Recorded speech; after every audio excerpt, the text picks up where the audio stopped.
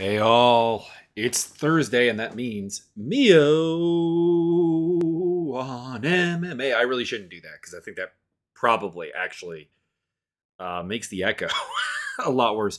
This is the first episode of Mio on MMA with the new setup. Essentially what this is the computer / recording station has been moved to a bigger room, which is nice because, more room. But the downside is that there is a canyon effect going on here where, because the room is so long, there's a prominent echo effect. And I've done some things to reduce it. Microphone shield, some furniture in the background to absorb, some paneling is in play. We got all kinds of it, but it has still been an issue. So hopefully this whole thing turns out really well and we're good to go. But I don't know. Before we get into UFC Grasso versus Araujo, which is coming up this Saturday, it's the big card. There's a pretty good KSW card today, actually. So if you're watching KSW, please give that a shot. If you have ways of doing so, I think it's actually gonna be a really, really good card. There's a couple of long-term veterans and some interesting prospects on the card. I don't always stump for a KSW card because they're not always good, but I think this one is actually gonna be pretty solid. So let's talk about one thing. You always get a weird topic from me. And we're going to go into the financial world of MMA with this one because one MMA, one championship, one FC released their financials not too long ago. They didn't release them, but they filed them with the Singapore equivalent of the SEC, Security Exchange Commission. And the numbers are out there for review. And that they lost $110 million. Chatri Sityodtong, the Dana White, essentially, of one, went on Ariel Helwani, and Helwani asked about this, and he just said inaccurate numbers. And he went into basically the theory of unrealized gains, growth patterns, economy of scale of the company, the expenses of making the economy bigger, accessing more markets, and so on. All of which is true. But the problem is that doesn't mean you didn't lose $110 million. That's kind of the thing, is that any business, when they incur losses and intend to continue running forward, are assuming that those losses are facilitating income in the future. Delayed income, as it were. And one is no exception to that. They believe that the expenses that they have done through 2021, which is the numbers we have here, will lead to growth and powering through. And the great example of this, of course, would be the UFC. The UFC lost money for a number of years. For honestly a very significant part of its history. Pretty much every year before the Zuffa takeover, and then even into the years of the Zuffa takeover, the company functioned at a loss. And now it functions at $1 billion, revenue-wise. And is immensely profitable to the point where, it's lauded as holding up the Endeavor IPO. It's lauded as a fantastic investment if you have the money to do so without vesting shares. And that's kind of what one is trying to do. The problem with Chatri's approach is, number one, he's claiming something is inaccurate that is not. You did lose $110 million. And he's claiming probably a greater chance of success than what he actually has to go on, because we have the example of the UFC, lost money, eventually made money, now very profitable in 2022 and before that. But we also have the examples of Strikeforce, Elite XC, World Fighting Alliance, WFA, and other promotions, Pride, Dream, Sengoku, all of these companies that, in the process of trying to build their markets and make a sustainable business model, did in fact go out of business. Did in fact hemorrhage funds until the end of their days. And then even existing like PFL is functioning at a loss right now. Bellator might not be. Bellator might. I'd have to look at it. But like realistically speaking, okay, in terms of major MMA promotions, the only other one that might be profitable right now is Bellator. So, what are the odds?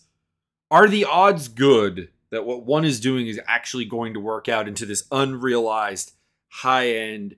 He didn't put numbers to it, but let's say at least millions of dollars of revenue that he's banking on. They're not great. And the statements provided are also, to be clear, ones that he and other executives have given to the authorities, that they have prepared, that they have signed. So he's calling his own financial statements inaccurate. This is a really good way to get yourself in more hot water. I don't know. It really won't, because at the end of the day, only the MMA community really cares about this. And we're not going to, one, we don't have the power. Two, we don't have the will to actually do anything about it. We don't have the options to do anything about it. So nothing will happen. But it is always important to take this, like, I don't know, like there is probably because the UFC has led the way on this. There has been a push from like MMA promotions almost from the get-go to discredit the journalistic endeavors of MMA. The media, I should say. And this is just kind of that, and you shouldn't let it work, I guess, in a nutshell. It's not overly important. They're losing money, but it was interesting to see that kind of conversation. It's also interesting to see like the sports washing stuff, because Chimaev did another video where he's letting Kadirov's kids kind of beat him up. And my view on sports washing, which is the art of using athletes for propaganda or political messaging, is that it just shouldn't work. Kind of always said this. Like, if you were to say, hey, Mike, what does the views of the local fight community affect your voting habits vis-a-vis a provincial election, a municipal election, a federal election? The answer is none. As I've kind of said this, meet a couple of MMA fighters and realize that there is no deep thinking as a whole. Like, there are deep thinking, so very, very smart MMA fighters. There are also meatheads. They're also exceptionally dumb. And this goes for any sport. This goes for hockey. This goes for basketball. This goes for football. I don't really understand why the idea that sports washing really, really works. I mean, I know it will. Like, I mean, Herschel Walker is still polling well in Georgia, despite, again, ignoring right-left politics being just terrible. So it does work, but like, it shouldn't. It really shouldn't. Your achievements on the field of sport should not impart any political influence to you. I said that about like, and I've said that about like, whether it's Kadirov's dictatorship, whether it's Colin Kaepernick talking about police violence, and more like left-wing ideas. It might spark like something to investigate, but like you know, Colin Kaepernick is not my source for police beat up black men. Just like Khamzat Chimaev likes Kadyrov is not my source for like, oh, Kadyrov's actually a good guy. Like, it's ridiculous. Let's get into the fight card. I am looking forward to this fight card. Like, there's not one fight to get you hyped here. Like, the main event is not super amazing. The Co-main event's not super amazing. The main card's not super amazing. There is no one fight that you'd pay like a ton of money for, which is fine because, sorry if you hear some typing, I am just pulling up the fight card because I realized I don't actually have it up. That's kind of stupid. Like Grasso versus Araujo. Fun fight.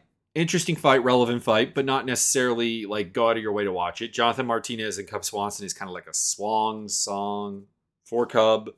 Brandon Royval, Askar Askarov probably is the most interesting fight on the card, but even that's not super amazing. Misha Cirkunov is on the card. I always have to watch Misha Cirkunov fight. But like that's for me a big deal, but like not really for anyone else. And then it drops down to like a Sun Cal versus Victor Henry, which is a fight I'm fascinated by. Mana Martinez, Brandon Davis, Pierre Rodriguez versus Sam Hughes, Tetsuya Taira versus CJ Vergara. There are some fights that can, like, you know, that don't interest me at all. Nick Maximoff and Jacob Malkoon and Mike Jackson versus Pete Rodriguez are two fights that you're not going to get a ton of nice things that I say about them because they're fights that I'm not looking forward to at all. But there's only two of those on this card.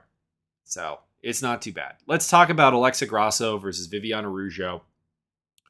Surprised at how much of a favorite Grasso is on this card. Like, I found her as high as minus 294 as a favorite, which is surprising. Like, that's not a massive favorite, but like, spoiler, I'm picking Araujo to win the fight. Let's break it down here. Grasso is a good boxer. She has good footwork. She has good combinations. She has good form. She has good sharpness. It's all there, like good speed. She does not seem to have a lot of power. She does not finish people. She does not particularly hurt people. And she does have a good clinch game. Like, she can keep it standing in the clinch quite well, battle for position quite well. But something she does not have is the ability to stop just kind of like power takedowns, like sort of the low leg takedowns where you get in on a double or a single, you get her down. You know, that's an opening there. And Araujo can do that. Araujo's super strong, super powerful, has a lot of torque in her wrestling game. And she's a very, very good grappler.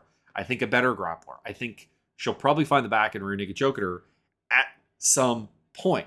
Now, there is a major concern, and that is that Araujo is quite comfortable standing with people and banging. And her striking is not bad. She actually has like pretty good head movement on her entries.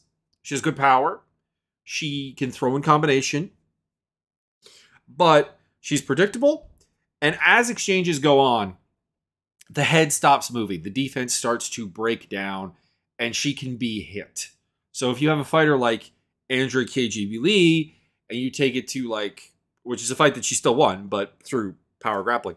But on the feet, it's like, okay, you have all the physical talent here, and you're not necessarily even a worse striker than KGB Lee. It's just that KGB Lee's game continues on to the third and fourth and fifth stages of a combination of an exchange that Araujo's doesn't have. And short of hitting you really, really hard, she doesn't have a way to terminate that exchange.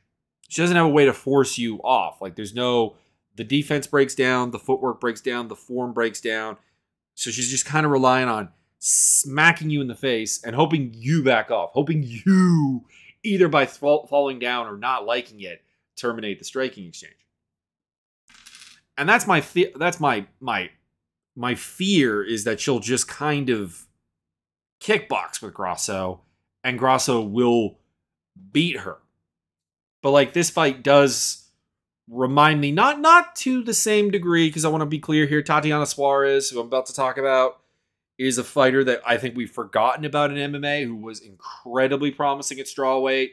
And if her health issues hadn't come up, I think we'd be talking about her in the title conversation with like a Weili Zhang, with like a, I think she'd essentially be in Carla Esparza's spot. Because she's Carla Esparza with the physicality. And she went out there and she kind of had her way with Grasso. This was a while ago, but I don't think anything has fundamentally changed for Grasso, in the sense that she's up a weight class higher now. That, I think, means that she's more likely to just kind of be outbowled. And as a result of that, that's why I'm going with Araujo. But, I mean, I could see this fight going either way. I'm just a little surprised to see the betting lines where they are. Because we're talking like almost a 300 favorite on some betting books for Grasso. And we're talking almost a 200 minus a plus 200 underdog for Araujo. It's a bit wide. It's a bit wide even if you think Grasso's going to win here. Because there's a lot to suggest Grasso's going to win. But I am going to go with Araujo. Jonathan Martinez versus Cub Swanson. My immediate thought on this was like, I was actually kind of surprised that I see Jonathan Martinez at a minus 200 to a minus 250 favorite here, and I'm picking him. But like, I kind of thought that Cub Swanson's nostalgia appeal and the fact that Martinez kind of never really went over the mountain peak as far as like getting it done, makes this a weird betting line thing. But I don't disagree with it because, like, this is Cub going down to 135, which, let's be honest, dropping weight class at 38 years old when you haven't looked great and you've looked kind of fragile, you've looked physically to be in significant decline. Well, it feels kind of like when Frankie Edgar did. Like, this is not going to work out well. But Martinez is a super friendly matchup for Cub in the sense that he's not a big hitter. He's not even a big volume guy. Like, he's kind of a neutralizing fighter who will play the range game, sharp footwork, lands a diversity of targets, a little bit of creativity, gives you different looks. Really well-schooled fighter. Like the type of fighter that you would put together on paper for a guy who doesn't necessarily have a tremendous wrestling background or like just a raw athletic high athletic ceiling. But at the same time, it's the type of fighter that like is doomed to the prelims for all time, except when he fights something like fighting Cub Swanson. And he goes out there and beats Swanson. He's probably not going to get the credit he deserves because Swanson's near retirement. And it'll probably be back to the undercard for him. But I am picking Martinez here. I just can't really in good conscience pick Cub comfortably in fights anymore because as long as you have a deep striking game, as long as you have a lot of different looks, as long as you're defensively responsible, and Martinez is, and as long as you're not like reliant on your power to make the other guys scared, I just think that there's a ton of avenues to victory against Cub. Just because he's getting old. Like this is a fight that like if this was prime Cub Swanson, maybe like even like 6 years ago, Cub Swanson versus today's Jonathan Martinez, I would take Cub Swanson, but I can't do that right now. I don't like the weight drop. I think it's just going to make him slower, and I've got Martinez by decision. A stoppage, not impossible. Cub's been hurt a couple of times, but Martinez is not that guy. He's not a stinger. He's not a power puncher. He's not a fight finisher. I guess like that's the simplest way to put it. If we really quickly here pull up his Tapology, he's got a finish over Frankie Saenz, which is somewhat impressive, but it was 2020 Frankie Saenz, who was an old man and probably has aged in a worse way than even Cub Swanson. And then other than that, he has one other finish in the UFC, which is Pingyu Liu. Just not that good. This fight more yeah, no. There's not really a way I could pick Martinez to finish somebody almost in any fight. And I'm not going to pick it here. But I do have him winning by decision.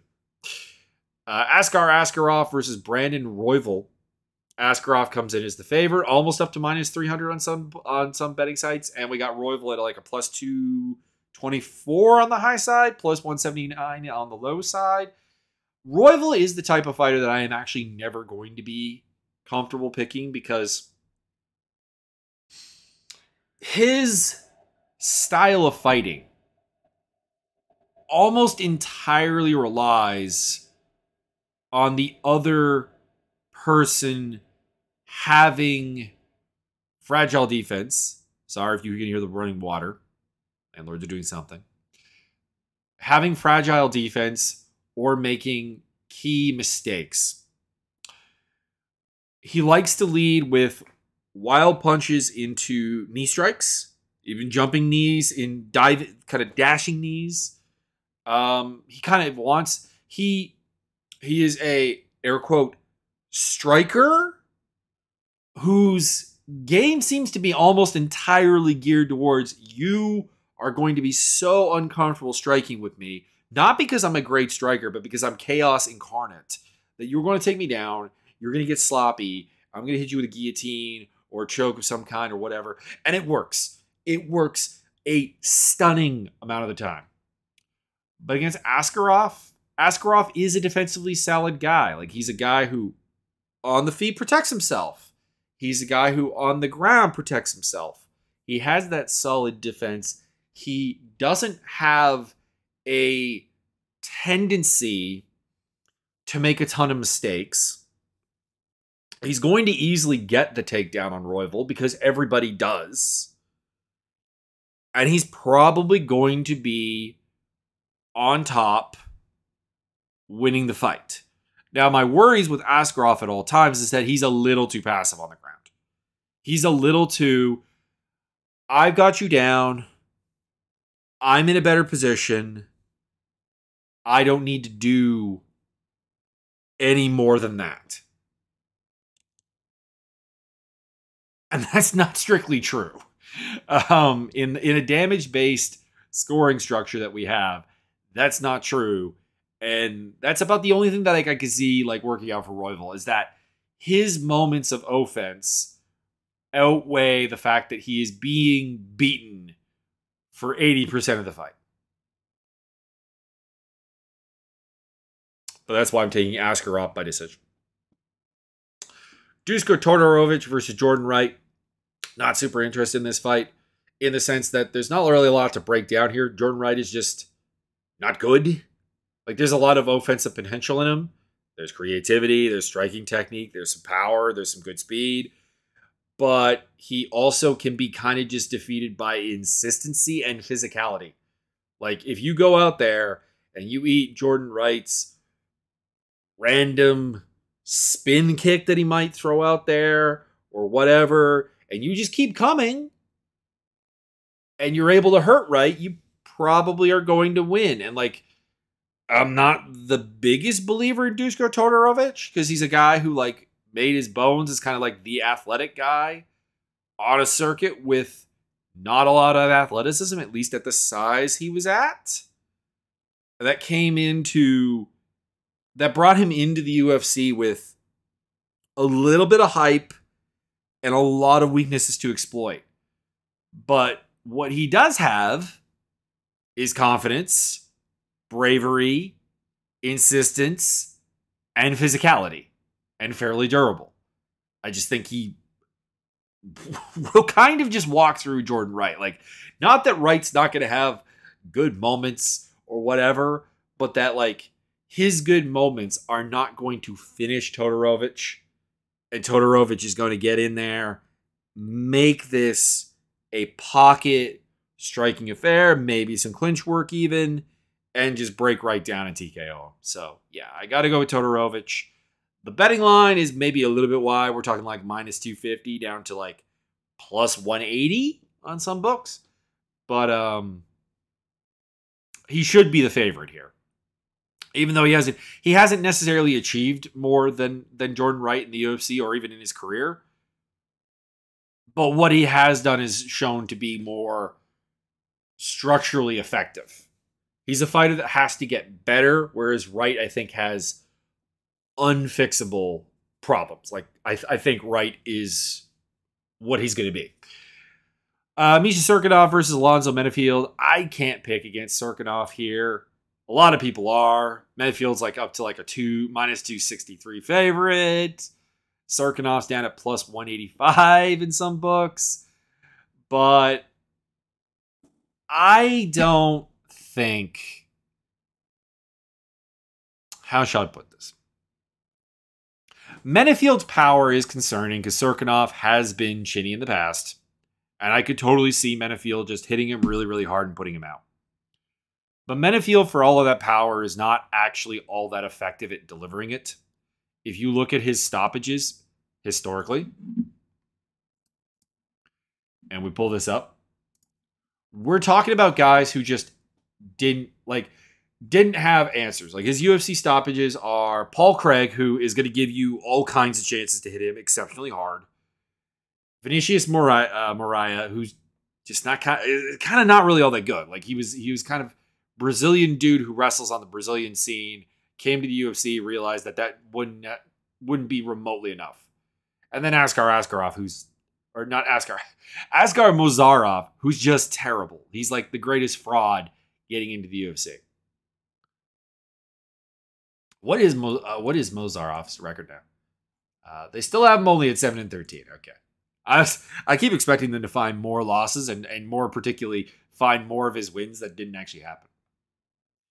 But going to decision with Ed Herman, even in a winning effort, not amazing. Losing to William Knight, getting finished by Ovince Prue, who is a guy who is fairly chinny. Losing to Devin Clark, who's again a guy that gets hit really, really, really, really hard when he gets hit. And you've got a guy who definitely has that fight-ending power, but not necessarily a way to convey it. His stand-up is pretty simple. He's a beefcake fighter, essentially. Really strong, has all the physical tools to do things, and at 205, that'll take you a long way. But there's not a lot of diversity. There's not a lot of game to him. Not a lot of craft. So I think Serkinov can survive. I think Serkinov can emphasize his wrestling game, his grappling game, and win a decision here. Menefield's shown reasonably hard to actually finish.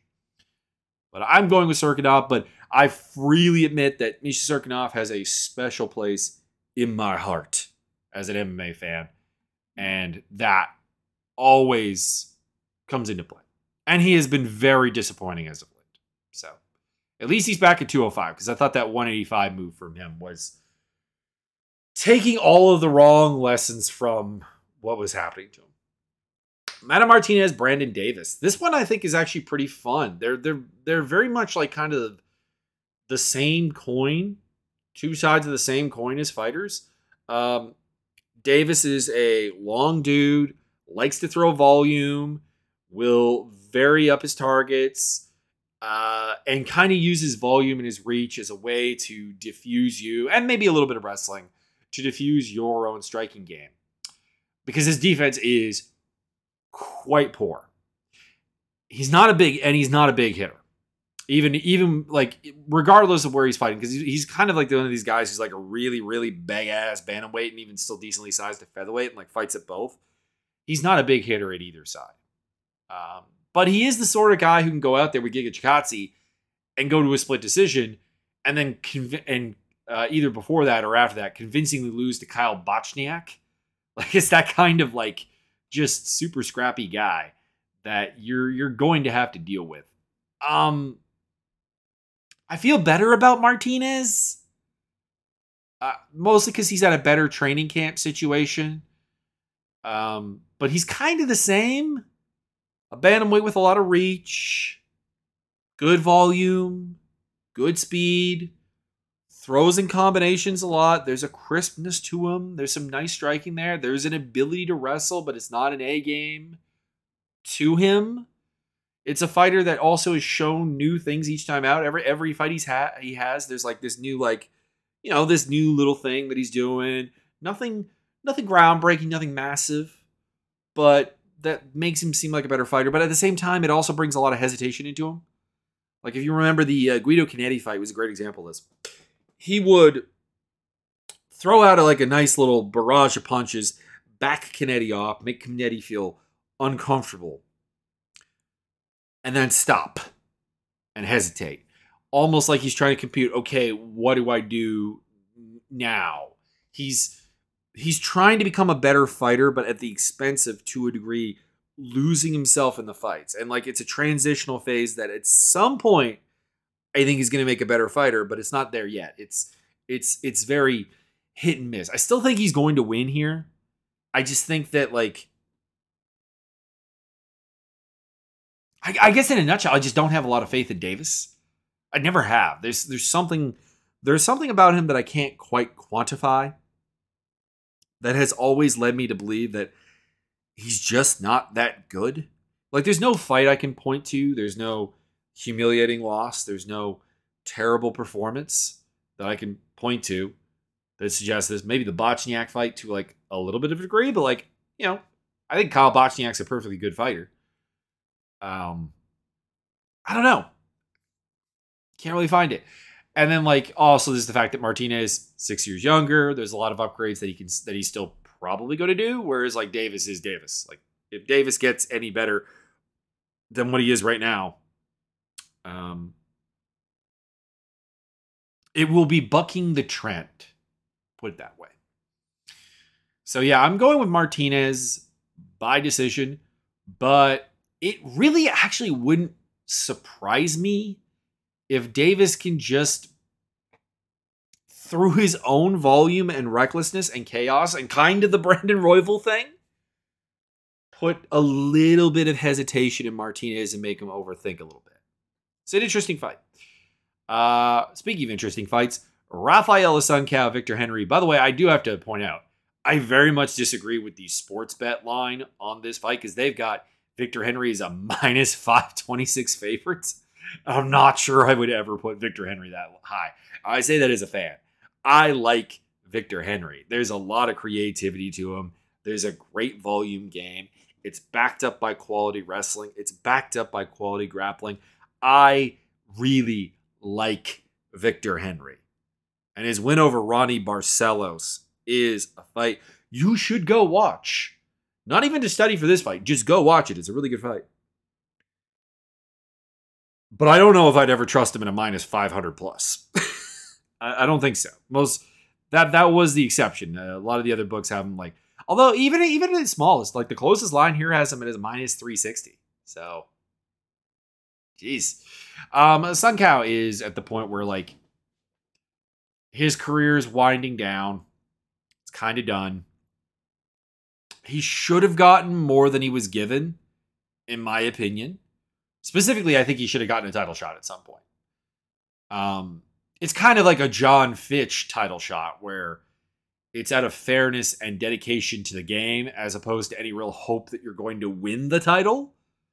But that you were there for so long, you saw so many people off, you did some really good work that it should have happened. And it's not going to because, I mean, he's kind of done. He's just kind of old. Things have faded.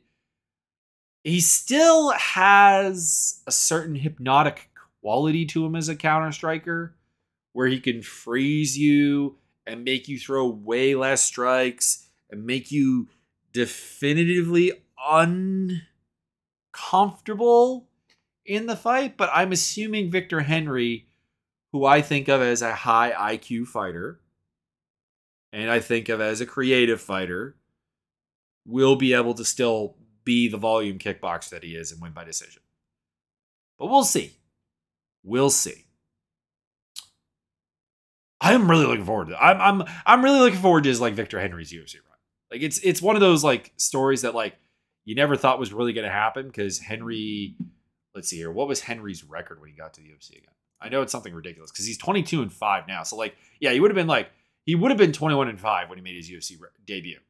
And 26 fights into your MMA career is not normally when the UFC suddenly takes an interest in you. So, like, it's a feel-good story, and I'm definitely cheering for it. But I'm going to have to wade through Nick Maximo versus Jacob Malkoun first. And I'm not looking forward to this fight. I think that both of these guys are inherently pretty boring.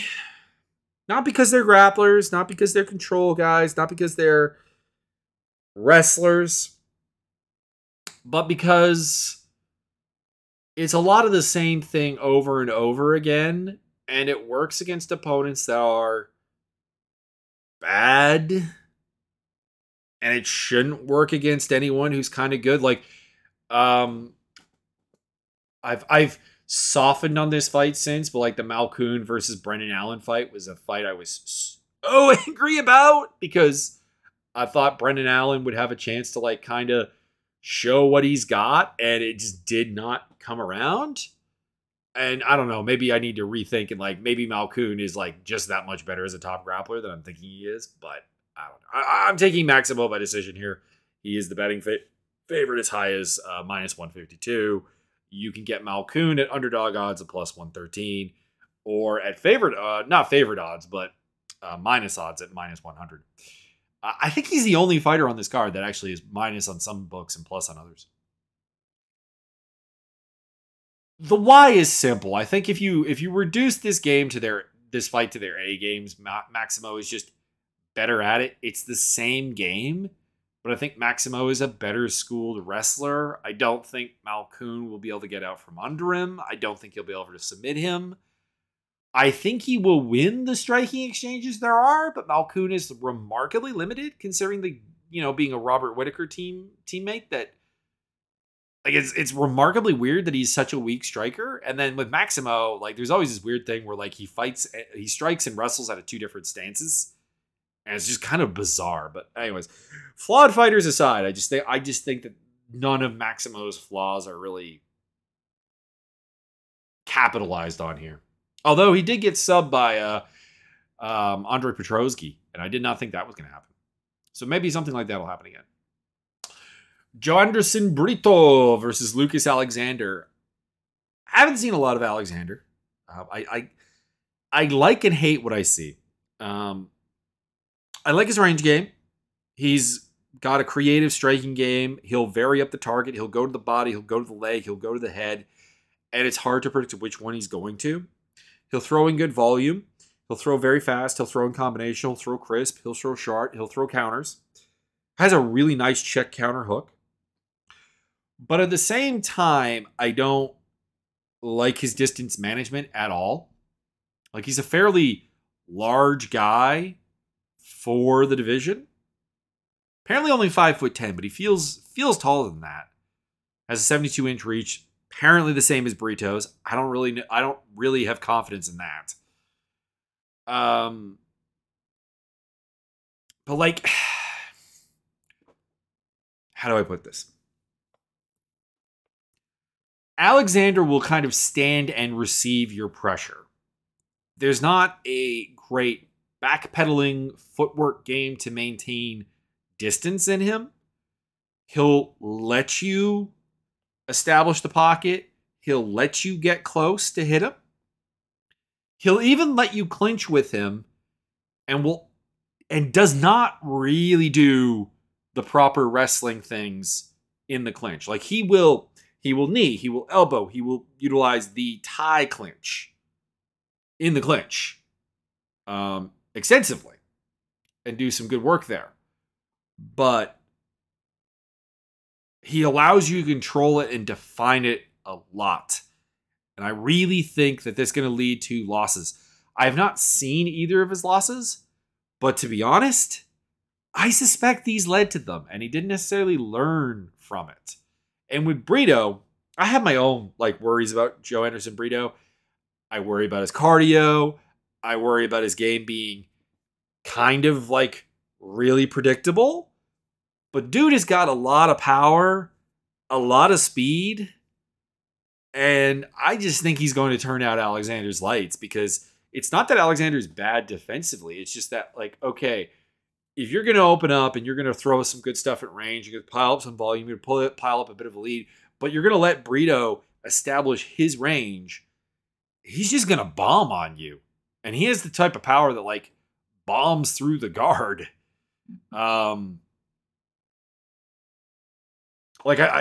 It's a weird one, because I think the problems with Brito, I think, are unfixable. I think this is his final form. This is his, to use a Pokemon reference, this is his Blastoise form, not his Squirtle form. And as a result, I don't think he goes as far. I think Alexander goes further, but I think Alexander at some point needs to get it through his head. And he's 26, so he has time. But he needs to get it through his head that he needs to manage range more and try to define the fight more than he does. So, Brito by TKO. Pierre Rodriguez versus Sam Hughes. It's an interesting fight, but it's not one that I have a ton to say about. I'm a big believer that Pierre Rodriguez has a lot of physicality and a pretty well put together game. Like, I would like to see her throw more volume. I'd like to see her throw more in combination. I'd like to see her make some better decisions in there. But, like, all the building blocks are present. And with Sam Hughes, I've never believed in her physicality. And you've got her, like, we've seen her against reasonably physically imposing fighters. Tisha Torres, who's really more of an atom weight, and then Luana Pinheiro, and they had no problem enforcing their will on her. And that's kind of what I think happens here. I think she challenges Pierre Rodriguez. I think she keeps things close enough that it's going to be an intriguing fight, but I don't think at any point she's going to be particularly winning. And that's why I have Rodriguez by decision. But I could be wrong. Hughes has looked a little bit better each time out, but there still seems to be just a fundamental lack of horsepower to her game. There's a lot of effort. She's one of those maximum efforts, very scrappy, very, big heart fighters. Respect, but I probably will be picking against her a lot in her UFC run. CJ Vergara versus Tetsuya Taira. Taira minus 280 favorite, down to 238. And you can get Vergara like plus 215 underdog odds. Feels kind of similar to the Clayton Rodriguez fight. I should say. Leading into it, like where Vergara is this kind of hard-nosed veteran. Has not a bad athlete, but not exceptional for the division. There's nothing about him that you've never seen before. There's nothing about him that you've never dealt with before. And that's why I'm picking Taira by decision. Like, Taira feels like the smoother striker, the smoother grappler, the better wrestler, a little bit more of a physically imposing guy in general. Not necessarily particularly stronger or more powerful, but like faster, cleaner. Has a great concept of timing and space finding. And just like, he's a really, really good prospect. And the only real question mark I still have, even after the Carlos Candelario fight, which he won, is what is he like in a transitional sense? And I've said this before, but the Japanese fight scene, and thus the fighters that it produces, has always been this sort of weird, disjointed fighting style. You have people who can wrestle, who can strike, who can grapple, but it's like they don't treat them as one entire fight. It's like, okay, we are in this mode now. We are in this mode now. We are in this mode now, as opposed to just fight mode. And that does worry me, because like Vergara has enough like insistency and chaos that if there is a transitional problem for Taira, this is the fight that's going to show it much, much more than the Carlos Candelario fight did. But we'll find out, I guess. We'll find out. And then Mike Jackson versus Pete Rodriguez. I'm not breaking this fight down. It's a fight that shouldn't be happening. It's a fight between a guy who's 1-1 and a guy who's 4-1. Neither have any kind of like out of the octagon super achievements. Pete Rodriguez shouldn't be in the UFC. Mike Jackson should never have been in the UFC. Somehow Pete Rodriguez is as much as a minus 1250 favorite on this card. Wow. At those odds, I might actually bet on Mike Jackson. Rodriguez by TKO. I don't know. I don't know what to do with a Mike Jackson fight. I don't know what to do with a Pete Rodriguez fight. Anyways. Usual links are in the description below, to the left, to the right, above, wherever it happens to be on your podcast or catcher of choice, or wherever you're consuming this. We're on YouTube, Acast, Anchor, and Spotify right now. There will be a link to my Discord. There will be a link to my Twitter. There will be a link to the Facebook page for the podcast. I hope you enjoyed this.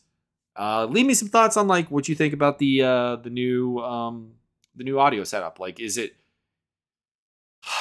it something I should retreat back into the smaller room and do some things? Because I do have 2 bedrooms. Once the roommates take all of their stuff away. So, you know, chilling out in the small room as a bedroom is an option. But it's not a good one. It's not the one I want. We'll put it that way. But if the audio recordings have been suffering, then perhaps that's something I need to look into.